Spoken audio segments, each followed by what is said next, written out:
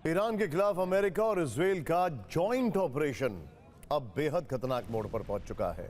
11 दिनों से जारी इस जंग में तेहरान से लेकर तेल अवीव तक और पश्चिम एशिया में मौजूद अमेरिकी ठिकानों तक काफी नुकसान हुआ है और यही रफ्तार रही तो यह नुकसान कई गुना बढ़ सकता है। यही वजह कि अब इस जंग को रोकने की कोशिशें तेज हो रही हैं और दिलचस्प बात यह है कि इस जंग को रुकवाने का प्रस्ताव आया है रूस से। रूस के राष्ट्रपति व्लादिमीर पुतिन ने अमेरिका के राष्ट्रपति डोनाल्ड ट्रंप से बात करके शांति का रास्ता सुझाया है।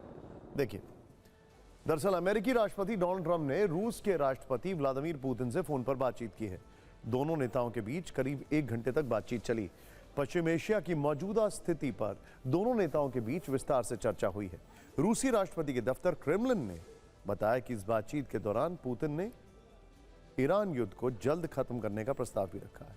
देखिए, शांति का प्रस्ताव कौन दे रहा है? वो नेता जो खुद पिछले 4 वर्षों से एक बड़े युद्ध में उलझे हुए हैं। 24 फरवरी 2022 को यूक्रेन युद्ध की शुरुआत हुई थी और उस दिन से लेकर अब तक यूक्रेन के करीब 20% हिस्से पर रूस की सेना ने कब्जा कर लिया। दोनों तरफ से लाखों सैनिक मारे जा चुके हैं, हजारों आम लोग अपनी जान गंवा चुके हैं और पूरा यूरोप इस युद्ध की कीमत चुका रहा है। ऐसे में जब व्लादिमीर पुतिन कहते हैं कि वो ईरान की जंग रुकवा सकते हैं तो ये थोड़ा अजीब लगता है। कोई युद्ध प्रेमी अगर अचानक बुद्ध की बात करे तो आश्चर्य होना लाजमी है।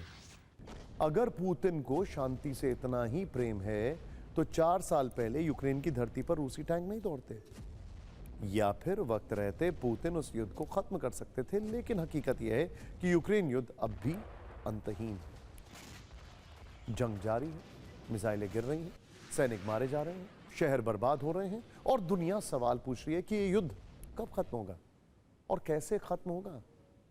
सवाल तो डोनाल्ड ट्रंप पर भी खड़ा है। अगर डोनाल्ड ट्रंप और व्लादिमीर पुतिन की इस फोन कॉल को सतही तौर पर देखें तो आपको लगेगा कि रूस और अमेरिका दोनों ही दुनिया के शक्तिशाली देश हैं। ईरान को रूस का समर्थन हासिल है, इसीलिए अगर पुतिन शांति की पहल करते हैं तो इसमें कुछ गलत नहीं है। शांति होनी चाहिए, लेकिन इस जंग को खत्म करवाने के लिए ट्रंप किस शख्स से उम्मीद लगा रहे हैं? रूस के राष्ट्रपति व्लादिमीर पुतिन से। वही पुतिन जिनके साथ कारोबार करने पर अमेरिका कई देशों को धमकी दे चुका है, वही पुतिन जिनके देश का तेल खरीदने की सूरत में कई देशों पर भारी पनिशिंग सैंक्शंस या टैरिफ लगाए जा चुके हैं, वही पुतिन जिन्हें जंग में हराने के लिए अमेरिका हर साल यूक्रेन को हजारों करोड़ डॉलर के हथियार देता है। लेकिन जब खुद पर मुसीबत आई तो ट्रंप वही पुतिन को शांति दूत उनमें दिखाई देने लगा। वैसे अंतर्राष्ट्रीय कूटनीति का सच यही है, ना तो परमानेंट कोई दोस्त होता है, ना ही परमानेंट दुश्मन होता है। हालात बदलते हैं तो भूमिकाएं भी बदल जाती हैं। सबसे बड़ा दुश्मन कब मध्यस्थ बन जाए ये भी नहीं कहा जा सकता। ट्रंप की हालत देखकर तो ऐसा ही लग रहा है। लेकिन इंटरेस्टिंग बात क्या है, सोचिए जरा, ट्रंप का जो अप्रोच है वो इतनी नैरो हो गई है कि आज यूरोप मीडिएटर के तौर पर नहीं आ रहा है, जो कि एक बहुत न्यूट्रल नॉन प्लेइंग इसमें है। इस दौर में ट्रंप मिडल ईस्ट की कंट्रीज से के जो अलग अलग नेता हैं उनको एज अ मीडिएटर नहीं आगे लेके जा रहे हैं।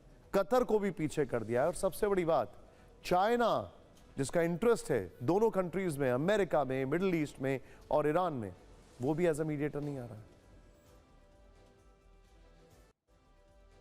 ट्रंप और पुतिन एक दूसरे से बात कर रहे हैं, लेकिन ट्रंप के भरोसेमंद नेता और अमेरिका के युद्ध मंत्री पीट हेगसेथ पुतिन को धमका रहे हैं। हेगसेथ ने एक बयान जारी करके कहा है कि रूस को ईरान युद्ध में दखल नहीं देना चाहिए। ईरान युद्ध में दखल देना रूस को महंगा पड़ सकता है। ये बात उन्होंने तब कही है जब उनसे पुतिन और ट्रंप की फोन पर हुई बातचीत के बारे में पूछा गया।